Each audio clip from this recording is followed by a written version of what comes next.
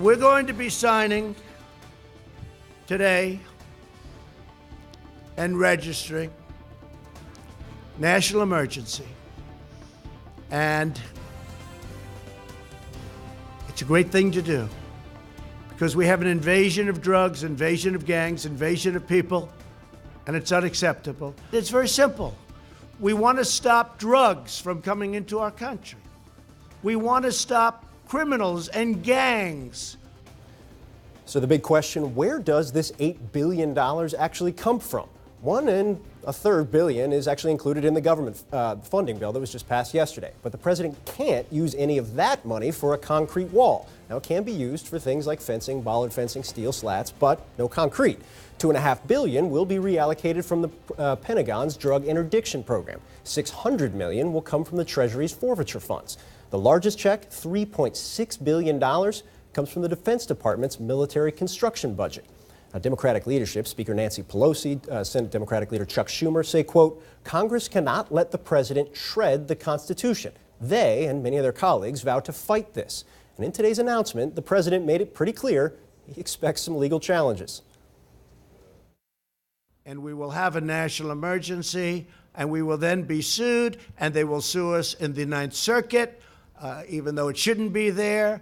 And we will possibly get a bad ruling, and then we'll get another bad ruling, and then we'll end up in the Supreme Court, and hopefully we'll get a fair shake, and we'll win in the Supreme Court. Just like the ban, they sued us in the Ninth Circuit, and we lost, and then we lost in the appellate division, and then we went to the Supreme Court, and we won. And joining me now to talk about this more, look, it was funny. All right, but seriously, joined by CNN Supreme Court reporter Ariane DeVogue. And okay, it was funny, but the hypothetical process going forward the president laid out, Ariane, you've been talking to a lot of legal experts on this, a lot of lawyers on this. Is that realistic? Is that kind of how you see this happening in the weeks and months ahead?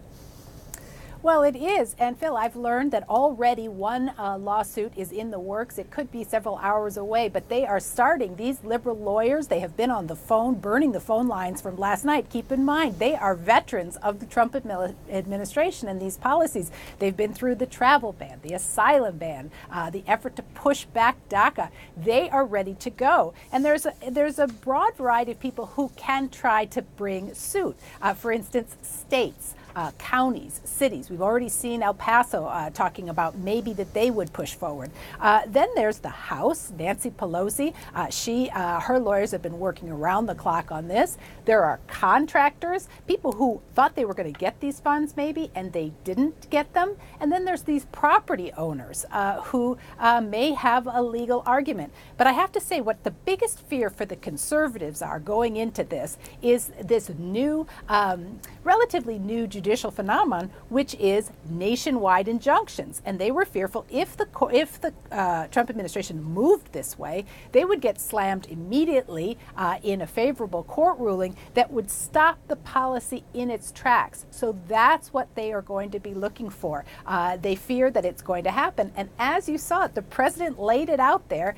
He said he sees it going through the courts. He sees probably it going to California, that Ninth Circuit that he so criticizes, and that's where that could be the next step, and that's where we think that we could see one of these injunctions. Yeah, I think you're going to be busy over the course of the next couple of months, Ariane. No, it's a really great point. There's kind of a roadmap that's been laid out that a lot of these lawyers can almost subscribe to in the coming months and maybe even years. Ariane DeVogue, thank you very much. All right, here with me now to share their reporting and insights, CNN's Caitlin Collins, Jonathan Martin of the New York Times, Franco Ordonez with McClatchy, and Margaret Talev with Bloomberg. So, look, one of the things when you talk to lawyers, when you talk to lawmakers, and I know you guys have all been talking to administration officials as well, is there's a lot of ambiguity in kind of what a national emergency declaration means. Traditionally, they're not this contentious. Traditionally, there's not an immediate backlash to one. I want to play something that the president said about whether or not he actually needed to do this right now, which would seem to be the crux of declaring a national emergency. Take a listen. I want to do it faster. I could do the wall over a longer period of time. I didn't need to do this, but I'd rather do it much faster. I just want to get it done faster, that's all. That would seem to undercut to some degree, Margaret. Good definition. Pick up on things. You know, I didn't go to law school to the disappointment of my parents, but I'm a little quick. But that would seem to undercut the central premise, or central legal theory, at least, of declaring a national emergency. You're talking to the White House. Is that what's the read or explanation for this? It was truly like the first of many gasp moments of that news conference. But but that's absolutely right. And I think we don't know yet. We know that Mitch McConnell was very resistant to the president doing this. That behind the scenes he tried to talk him out of it, and that the president, felt that, whether you want to say for policy reasons or for political reasons, that he was committed to declaring an emergency. So the question is now, will it hold up? And there was one point before he said, I didn't need to do this, where the president said, we have a chance at getting as much as $8 billion, a chance. And I found that very telling, because it was the president sort of on the front end of this news conference saying, you know what, at least I can say I tried. And Caitlin, I think that's what, and you take us behind the scenes better than most, particularly here at CNN. Do administration officials feel like they've got $8 billion in the bank right now and they can go to work? Or do they know that this could get held up, this might not ever come to fruition at all? They feel like they've got about $1 billion in easy money that they can get without some kind of a big legal fight. Mick Mulvaney was talking to reporters about that this morning, talking about how much money he could get. What's interesting that what the president kept saying throughout those remarks in the Rose Garden was that he's going to get so much money through declaring a national emergency, and he said it's going to be so much money he doesn't know what to do with all of it, which raises the question of why would they allocate funds if the president doesn't have a specific purpose for what he wants to use them for. And it's much higher than the $5.7 billion he demanded from Congress. And when he demanded that from Congress, he was citing numbers from CBP, from DHS, saying this is how much money they need to be able to secure the border. So why would they go for so much more money if they're declaring a national emergency? It's really interesting. And part of the reason why we think is that even if the courts allow him to move at this pace, that money is restricted. Even if you declare an emergency, that money is restricted in the ways that it can be used. So it might actually take closer to $8 billion to get 234 miles of fencing than it could if you just had a $5.7 billion appropriation from Congress. One of the interesting things I think I've picked up on Capitol Hill, I know Caitlin's heard a lot about it too, is kind of the concern, particularly from conservatives, about precedent here. And I want to play some sound from the president where he talks about the fact that, look, national emergency has been declared by lots of people. Take a listen. It's been signed by other presidents. From 1977 or so, it gave the presidents the power. There's rarely been a problem. They sign it. Nobody cares. I guess they weren't very exciting, but nobody cares. They sign it for far less important things in some cases, in many cases.